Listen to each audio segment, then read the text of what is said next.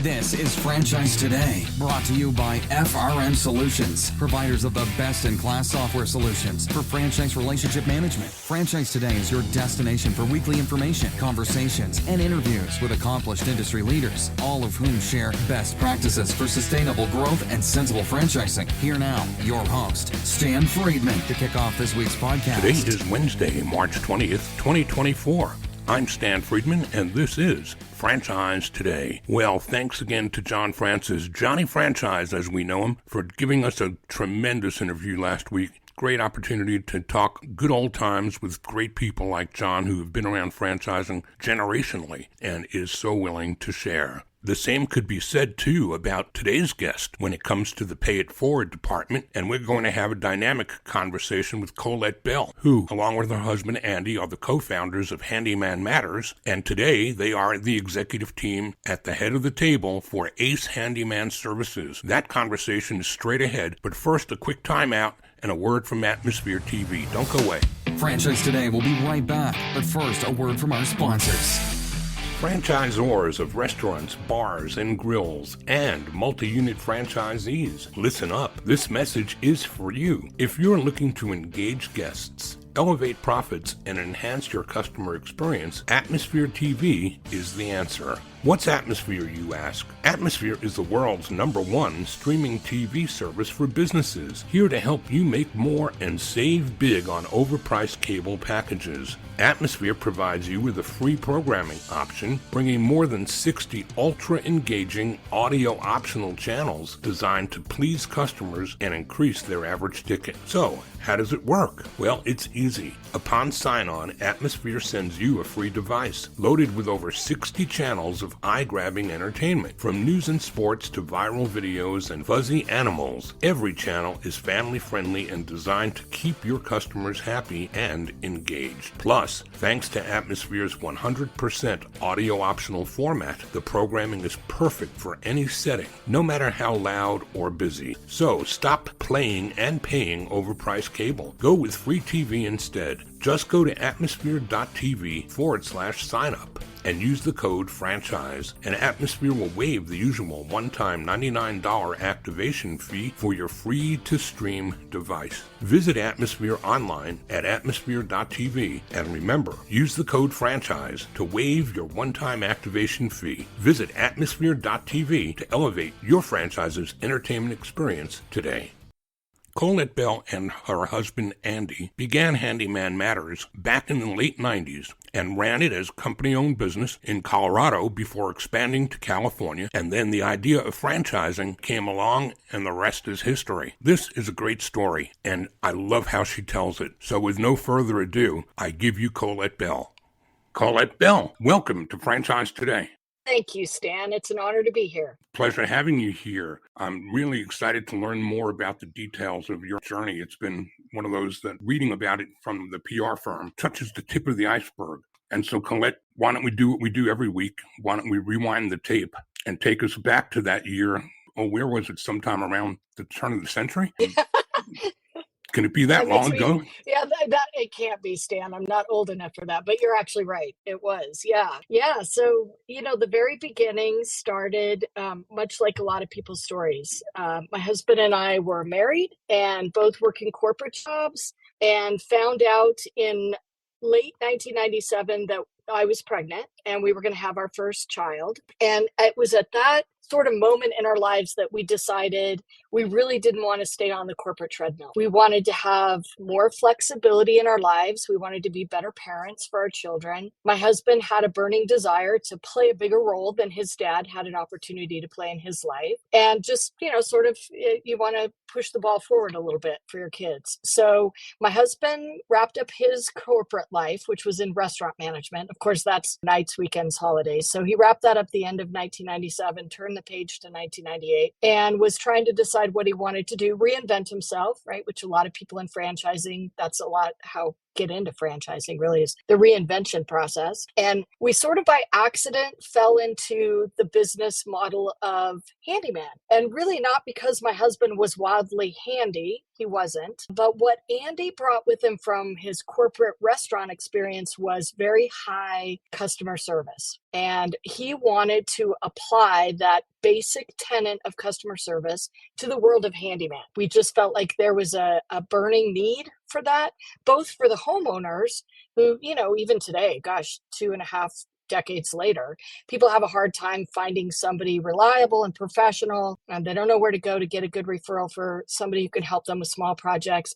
But we also wanted to provide customer service for the craftsmen who are doing this work, because a lot of times, just like homeowners struggle with connecting with them, a lot of times craftsmen struggle with connecting with good homeowners who actually pay them for all their time and effort and talent. So that was the industry he went into. We ran it here in Denver locally starting in 1998, started with a home and garden show in February of 1998. We were operating the business out of our basement, 2 sawhorses and a door without a door handle so we could stuff the computer cables through it. And we put a telephone number out in the marketplace, said Handyman Services, and of course the phone started ringing off the hook. And we tried every version of this business model you can imagine because we weren't from the construction industry. We thought you should use subcontractors. That seemed to be everybody else's model. That was very similar to herding cats. It left a very unreliable experience for customers. So we transitioned over to W-2 employees because Andy had been in restaurants in his previous life. His last restaurant had something like 142 employees. So management was not a struggle for him. He understood payroll and all that great stuff. So we transitioned over to W-2 craftsmen. That made a big difference in being able to control the schedules of those craftsmen. The customer knew we were going to be there on Wednesday at 1 p.m. if that's what they told them. And then, of course, we did all kinds of crazy ideas when it came to the size of projects. And what we landed on pretty much in 2000, the model sort of started sorting itself out. And what we landed on was a W-2 model. And we were really focusing on what we considered still to be a niche market, which is truly the handyman lane, small projects. Even today, our average project length is 4 hours. That's it. We're in and out of a customer's house. We're solving 1 or 2 small problems. We're not there at dinner time. We're not coming back the next day. So we're not remodeling. We're not building. We're really just doing the pesky little home repair and improvement tasks that a lot of times customers can't find any big general contractors to do anyway. And then I'm sure, like many, many people on your show have shared with you, we fell into franchising very accidentally. We were growing the business locally in 98, 99, everything was going great. We kind of felt like we had a business that could go bigger, but we weren't sure if maybe it was just something particular to Colorado. So we opened in 2000 3 corporate locations in California. Because, California is a tough state. There's a lot of regulations. It's not notoriously friendly for W-2 business models. So we kind of had this attitude of, if we can figure it out in California, likely we could figure it out anywhere else. So we went there, opened 3 locations with people we didn't have any former relationship with. So we wanted to just kind of template that whole idea of 2 new people working together to make this business model work. And lo and behold, it took off in California. Now, with some differences, right? You have to get a general contractor's license in California, and you got to make sure your pricing is right to cover the W-2 expenses in that state and things like that. But super great lessons. So we had 3 locations in Colorado, 3 locations in California, and out of the blue in the newspaper, my husband saw a franchise law firm was running a competition, and you could go and pitch your business idea, and they were looking for businesses that had a lot of technology, right? And let's be honest, Dan, Handyman doesn't have a lot of technology in it. We're still using hammers and saws, but on the back office side of things, we had really pushed a lot of technology, even though it was the late 90s and the early 2000s. We had put all of our customers into an access database because we had a lot of repeat business, and I didn't want to keep asking customers what their address was. And we had used pagers for the craftsmen so we could page them. They knew where they were going the next day through technology and a lot of things like that. So Andy went down to the law firm, pitched the idea. Lo and behold, we win. And of course, the quote unquote winning proceeds was free legal work to set up your franchise. So he came home and he told me he was all excited. Oh my gosh, we won. We're going to set up a franchise. And I kept saying, I don't even know how to spell that. Like, I don't, what does that mean? What is a franchise? What does that mean? And all I knew was food. And I think that's true with a lot of candidates. They just assume everybody knows McDonald's and Subway and Dunkin'. You don't realize there's another, 3,997 other concepts out there that are franchising. So didn't know a lot about it, but it seemed like a good way to grow the business nationally. There's only so many hours in a day. We didn't have a big closet load full of money to be opening handyman businesses all over. And it really synergistically felt like a match with what we believe the handyman business was, which is it's very local. Customers want to know that the people who are fixing their home live in their market, know the different geographies, know the different building materials, know the different weather climate things that impact their house. And if anything should, heaven forbid, go wrong, you're right down the street and you're going to take care of their home and any issues that come out of that without being a centralized call center or located headquartered somewhere else. So Handyman was a great fit, we felt like, for franchising. So we spent the whole year of 2000 working with the law firm, writing the documents, just trying to read every book we possibly could, try to understand what it was, go to conferences. Very fortunate to meet a lot of great mentors. Denver just happens to be a pretty big hotspot of headquarters, right? And we bumped into Michael Hay, who was doing a lot of great things back then with Maui Wowie, and he was very kind to spend a lot of hours with us just kind of explaining the ins and outs of franchising. And we got our first, back then UFOC, but today franchise disclosure document done in 2001. And we were like, okay, now we're going to sell franchises. Now, of course, we had no idea what we were doing. I tell people that some days I still don't feel like I know what I'm doing, but back then we definitely didn't know what we were doing. And fortune smiles upon those, I think, who are willing. So what happened was Andy was being interviewed in Denver on an article about his handyman business. And at the very end of the interview, he said, and we're franchising. I think it was literally like 2 words. And some gal in Denver read the article, called her brother who lived in Houston and said, Mike, I think I've got your next idea for a business. Fly to Denver, meet these people. You'd make a great handyman franchisee. So literally this guy walks in through our front door and says, hey, my name is Mike from Houston, and I'd like to talk to you about buying a franchise. We were like, what is happening here? How does that happen? So we still have that franchise territory open. So it's on its almost 25th year.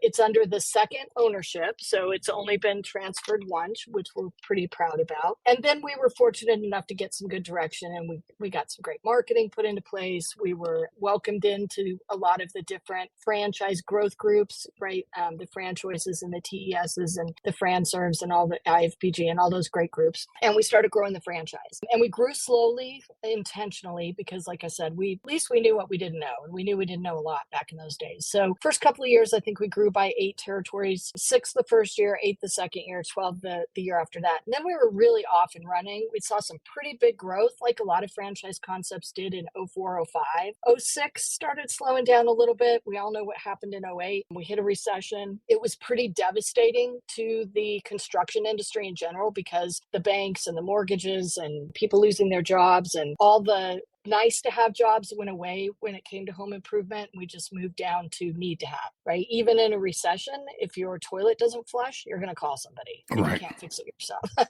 So we lived on that. We kept everybody in the country in business from 08 to 2010, but we didn't grow any franchises. It was really all hands on board just to make sure everybody was staying in business, cut costs where we could, be clever where we could, learned a lot of great lessons from that. And then after the recession sort of lifted, we started growing again. And we hit 2019, we had 119 territories in about 26 states across the United States. So much to a lot of franchise consultant recommendations, we did not grow concentrically around our headquarters, which was Colorado, mainly because we'd broken that rule when we went to California in the first place. And we really found better success in a strategy of just growing with the right people. We believe anywhere in the United States, there's opportunity opportunity for a handyman business. What we want to make sure of is that we're growing in the right places with the right people, with the right franchisees. And super proud. We've started this last year, and now certainly in 2024, we're going to have some franchisees signing their third 10-year contracts with us. So starting into their 21st business year. And I think that's at least a head nod towards the idea of grow with the right people, be honest with them, especially in the beginning. We told everybody who was even interested in our model, not totally sure we know what we're doing, but we're going to be beside you shoulder to shoulder. We're going to take your good ideas. We're going to push them back up and out to the system. And really, like any other good franchise, most of our great ideas came from franchisees. So, and technology advances through the years and things like that. And then fast forward to 2018, we got a phone call from Ace Hardware. I want to get to the Ace story. We'll roll most of that out after a break. But I was curious before we go to break to discover how that happened. How did they find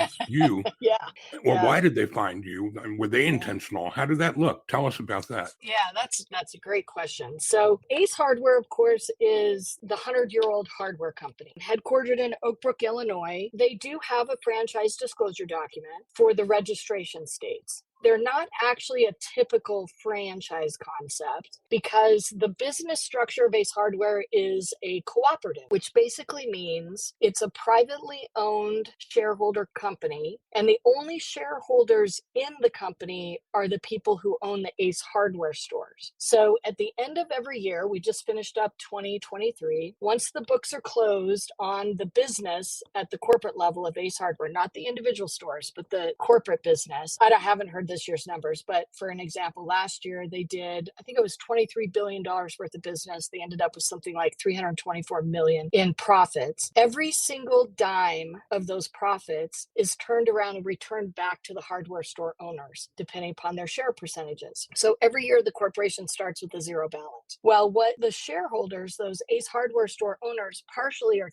tasking the corporate office with, in addition to running the business and doing the marketing and acquiring all of those nails and screws and little widgets and things like that in bulk that then they can offer to the franchise, the different retailers to sell. They're also tasking them with looking out into the horizon. Where is our business going? What changes do we need to make? What opportunities do we need to pay attention to? What threats are we going to avoid? And one of the opportunities that's been on Ace Hardware's horizon for actually quite a few years is services. They get asked all the time when a customer walks into an Ace Hardware store to buy a toilet flapper, and everybody thinks that should be so simple. And you get to the plumbing aisle and there's like 7 different sizes, versions of toilet flappers. And for a lot of homeowners, all we know is the toilet flapper doesn't work. We didn't open the tank up to see what the brand was or what it looks like, anything like that. So what Ace was experiencing was a lot of customers who were buying things in their stores were then asking them, do you know somebody reliable who can help me with this? I want to buy this from you, but I don't know which one or which version or which size. And when I do get it home, I'm not totally sure I can make this happen. And that had been going on for quite a while. Really what it was, Stan, was it's been a shift in consumer mindset, specifically where trades are concerned, where we as a society moved from a very, very strong do-it-yourself environment. And that's the baby boomers, right? My great-grandfather built the houses that we lived in. My dad could tinker and fix it a little bit. My generation, and specifically me, no hope, right? I mean, even if I found a YouTube video, I don't own the right tools. If I do own them, I don't even know where they are in the garage because I don't use them very often. So this switch in the society from do it yourself to do it for me, that do it for me started growing up in the technology age. When a lot of us grew up with, you want something, you go onto Google, you order it, it shows up at your door 2 days later. It's pretty darn simple. It's the Uber mentality that you're getting to. It is the to. Uber. Yeah.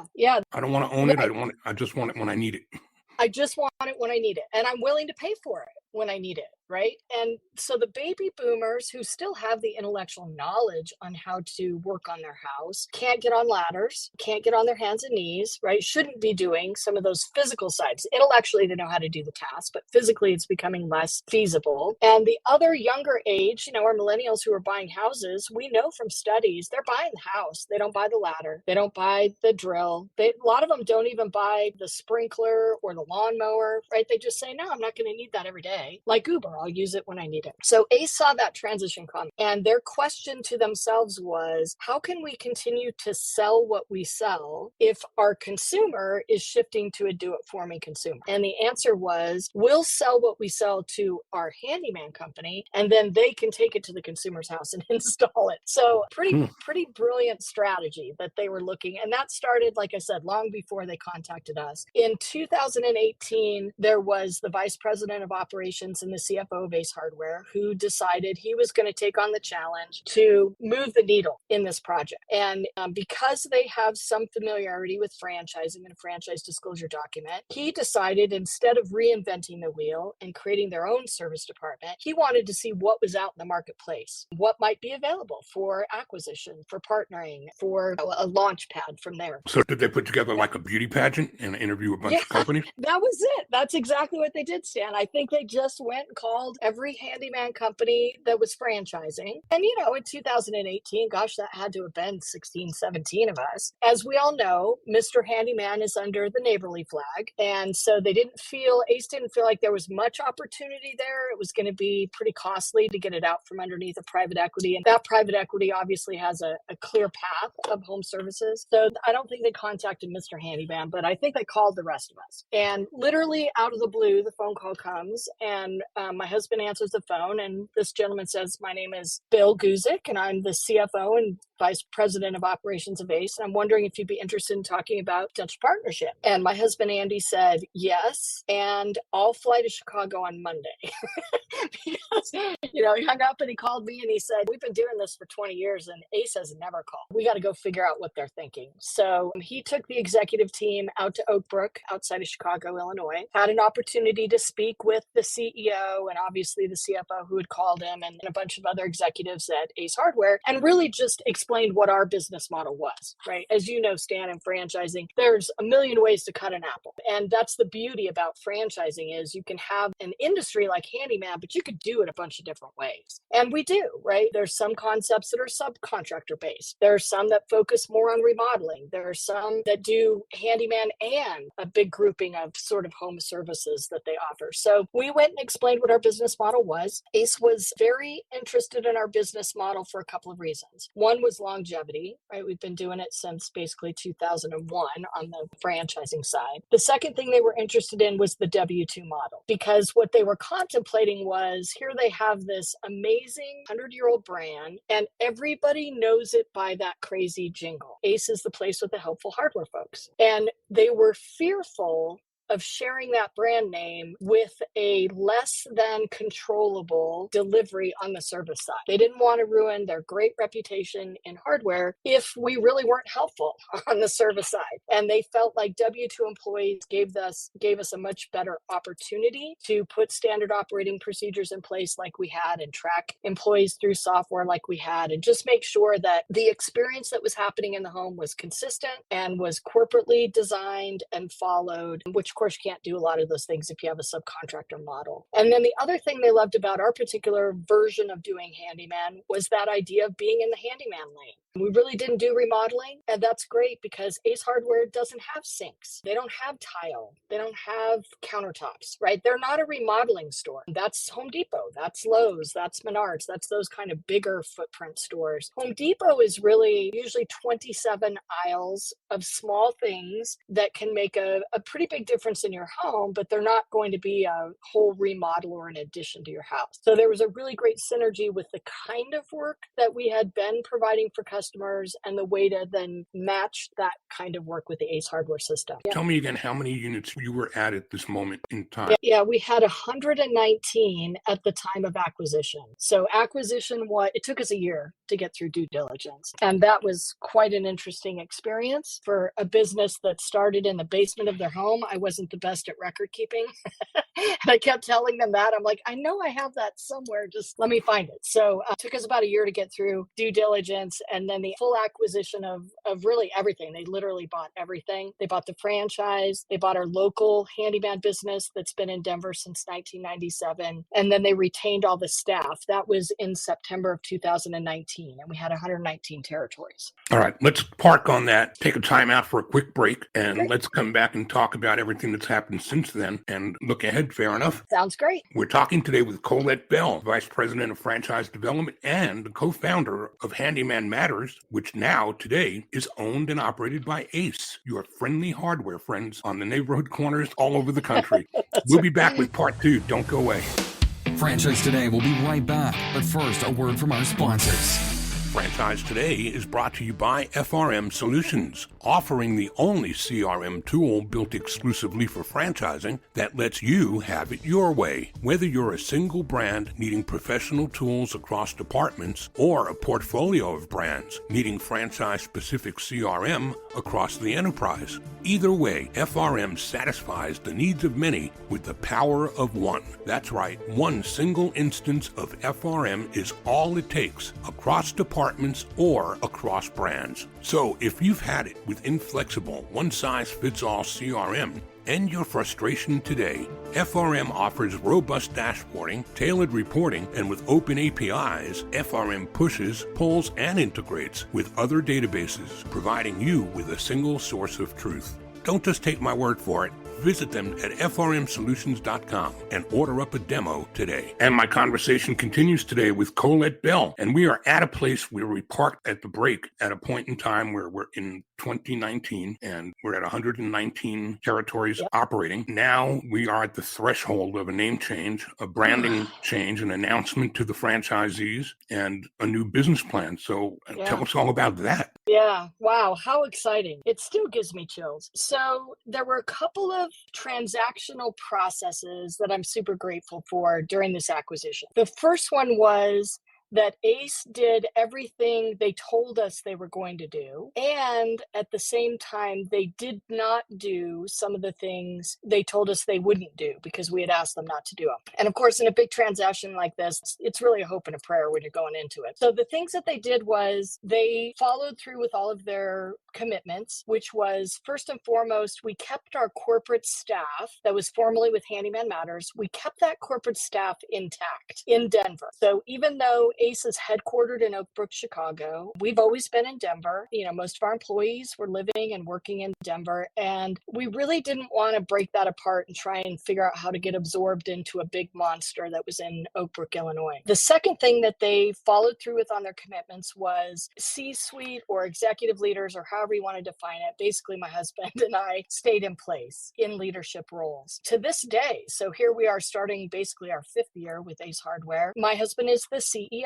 of now Ace Handyman Services. That was important, obviously, for us personally, right, Stan, because Andy and I really weren't ready to be done. My husband has a burning vision of improving home improvement for the better. And he didn't feel like he had met that particular vision when we were acquired by Ace Hardware. But instead, what he felt like was Ace provided a bigger stage and a larger microphone to try and make the changes that we still believe are necessary and needed within the world of home improvement. The second reason why we felt like keeping everybody intact, but certainly leadership as well, was for the franchisees, because you mentioned it, right? Now we got to go out to the franchise network. Lots of these people have been with us through thick and thin, through a recession, through some really silly ideas that we had that didn't necessarily work. They had stayed with us, and we wanted to be able to go to them and say, we've been acquired by Ace Hardware. This is an amazing thing for your local business because now you get to be associated with this brand name. It's an amazing thing for the franchise system as a whole because brand equity means you now have a higher equity in this asset that you've been building and growing. But their biggest question was what's going to happen to leadership, and really particularly Andy. Most of our former franchisees would have told anybody who listened they bought because of Andy. He's very, very passionate. He's very driven. Success is the only option. That's just how he's always been as a human being, and it's how he's been as a leader. So that communication and that ability to put that structure into place kept every single franchisee that we had from Handyman Matters engaged in this new transition over to Ace Handyman Services, which we felt like a big success. And then they continued to give us resources. They promised they would, and they did. And one of the things they did that I don't know that our franchisees could ever really appreciate this, but I know from our chairs, we appreciated that. You know, when you go through a name change like that, everything has to change. Business cards and websites and truck wraps and tri trifolds and invoices, and just the list goes on and on and on of marketing things that have to immediately come down and go back up. And so when Ace acquired us in September, they had filed for the federal trademark of Ace Handyman Services. As we all know, that's a March. It takes a little bit of time. Got approved in February of 2020, technically. We set a transition date. So literally the website, which is your biggest marketing driver, was going to go at midnight on March 2nd, actually March 1st. It was going to go from Handyman Matters to Ace Handyman Franchising. Of course, all the rerouting and all that great stuff, but that's what was going to happen. Ace paid for all of the new marketing materials for franchisees. Every dime. I think it was like $250,000 worth of business cards and truck magnet wraps and front door signs and everything. They replaced every piece of marketing material that our franchisees had. And as we all know in franchising, that's technically, according to the franchise agreement, that's the franchisee's responsibility. But Ace, in goodwill, and again, we had thought that would be a really good move for them. They had gone through with that. So that was amazing. So close the door March 1st,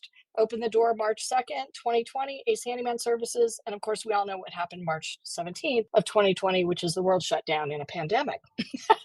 So it was a very quiet transition, I guess is the way I would explain that. But what an amazing time to be a services franchisee in the pandemic. And I always say that with a lot of honor and respect for our other fellow franchise concepts that weren't as fortunate in the pandemic. I'm guessing that you were deemed essential services. We were. Now, it took until about the end of April. Hardware right away, the hardware stores were immediately essential, but took some pushing. And again, how fortunate to have a company like Ace behind you to start helping push that a little bit on government levels. But yeah, Handyman was listed as essential about the end of April. So we had most of our franchisees were shut down middle of March through about the end of April. Gave us a chance to rework, right, all the SOPs. How do we transition to hands-free? So in the past, we would have customers sign our tablets or our cell phones to indicate that they agree with the contract. We had to transition all that to virtual and hands-free and all that great stuff. And I always tell people, Stan, it's so much better to be lucky than good. The winds of fortune on the pandemic for home services, particularly and handyman specifically, was that it was spring and we could transition to outdoor work. And we did a lot of it because customers were stuck at home and they necessarily didn't want somebody in the house sharing a virus with them, but they could have somebody in the backyard working on the deck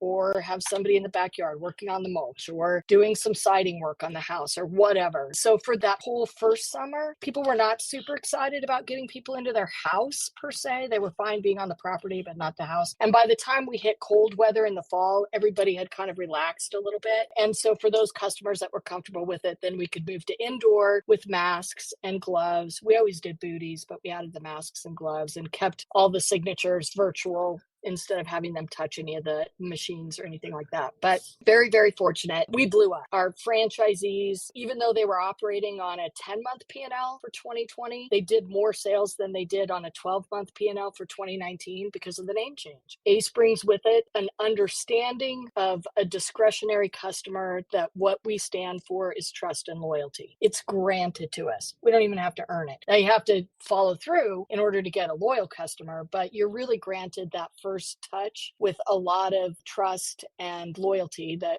we're going to do what we say we're going to do. So, and then the growth on the franchise side was tremendous. The first year, of course, we set our budgets in place before the pandemic, but our first year, our goal, now we started with 119 territories the beginning of 2020. Ace's first year of growth was 50 territories, which right now sounds like a lot, even to me. I don't know why I was like, yeah, that's no problem. We actually grew by 61 that first year. So we exceeded our budget. And then 2021, our goal was 75 and we grew by 111. That was one really crazy year. A lot of fun, but a lot of crazy too. And then 2022, we grew by 88 territories. And then 2023, we grew by 68 territories. So oddly enough, we're at 388 territories today from 119, if you can believe it. That is an amazing story. And I want you to eclipse it for us by putting a little icing on the top and then a cherry on top of that by telling us what you see over the next 1, 3, and 5 years in terms of your market penetration. Yeah, super exciting, obviously. We'll start with the furthest out goal. So really the long-term goal that Ace Hardware has for the handyman services is they would like the handyman services to cover and be available in 90%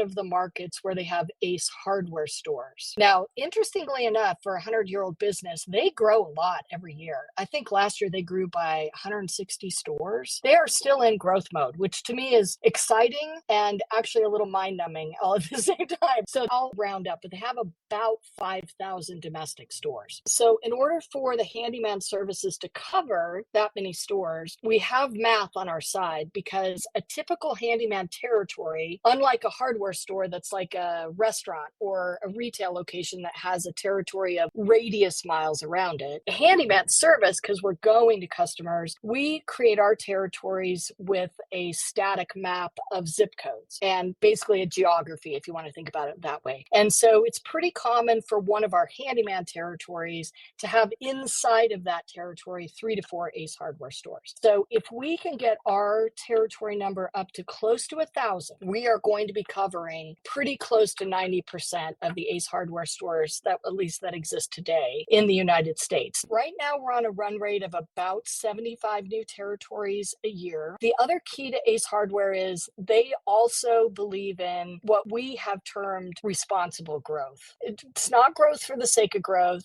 It's not growth to hit an arbitrary number that everybody puts together in November for the next year, but it's to make sure that we are putting the handyman business in the right places with the right people so that you're not trying to bang a square peg into a round hole. I call that sustainable growth through sensible franchising. Yeah, I love that term. I love it. I'm going to steal that and use it. So grow by about 75 a year, but let's make a run for the 1,000. On the leadership side, if anybody hasn't had an opportunity to hear John Van Huysen, who is the CEO of Ace Hardware, he's an amazing person. He is an amazing leader. He's been at Ace Hardware for 25 years. He started in the marketing department right out of college and eventually moved up to the CEO. But his sort of passion point really matches very well with my husband Andy's passion point, which is the trades. They really want, and we started rolling out, thanks to Ace Hardware, an apprentice program, a training program for maybe high school kids who are coming out of high school and not wanting to go to a 4-year college, but wanting to learn a trade. And let's face it, there's some plumbers and electricians that are making great money out there without the 4-year college debt that some people are carrying. John Van Huysen is very passionate about that. And this is a labor force that we have to participate in. We've got to help build the next generation of tradespeople, because American society made a choice about 10 years ago, and we got rid of these kinds of electives in high school, right? You don't find mechanic or auto shop, you don't find woodworking. All those have gone by the wayside, and everybody's focusing on technology, which is great and a big demand. But we're going to get to a point where, and when I say we, I mean all of us, not just those of us in the construction and trade industries, but all of us who own property that we can't work on. We're going to need people to be going into this as a career plan.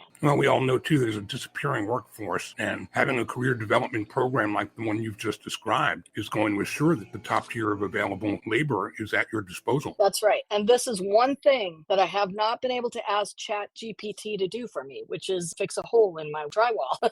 So until we get to the point where AI has any sort of robotic consistency, this is going to continue to be an industry that's done by tradespeople with their talented hands and their knowledge. And we're really trying to put together a formal program where anybody who wants to come into the trades can move into an earn while you learn mode, so that they're not just money out trying to get an education and then hoping for money in that'll cover living expenses and then whatever debt they incurred, but actually make it an earn while you learn sort of a program. Well, this has been a fascinating conversation, Colette, and I know there are people out there that are going to want to ask more. So how about some contact info so they can find you again? I'd love it. So our franchising website is acehandymanfranchising.com, but my email is C as in Colette, Bell, Bell, at acehandymancorp, CORP.com. And, you know, the beautiful thing, and I know you probably say this probably every week, Stan, but the beautiful thing about franchising is we're all in this together. It's just not as competitive as people think it is. We're very good friends with the other handyman concepts that are franchising, and we share best practices. So I'm happy to answer questions, provide resources, whatever I can do for listeners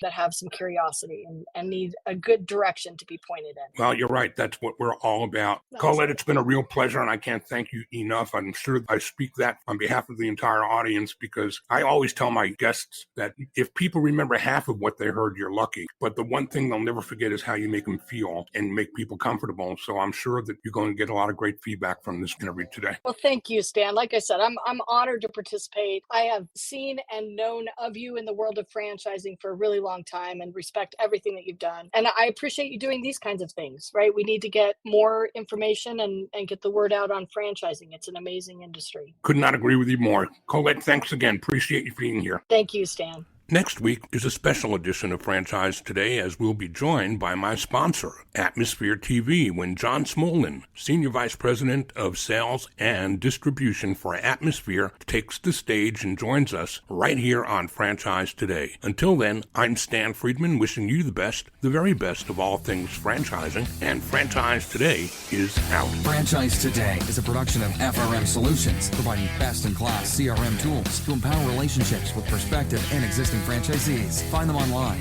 at frmsolutions.com. Join Stan every Wednesday at noon Eastern for another episode of Franchise Today. Or, as always, download episodes on demand at blogtalkradio.com. When you're part of a military family, you understand sacrifice and support. At American Public University, we honor your dedication by extending our military tuition savings to your extended family. Parents, spouses, legal partners, siblings, and dependents all qualify for APU's preferred military rate of just $250 per credit hour for undergraduate and master's level programs. American Public University. Value for the whole family. Learn more at apu.apus.edu/military.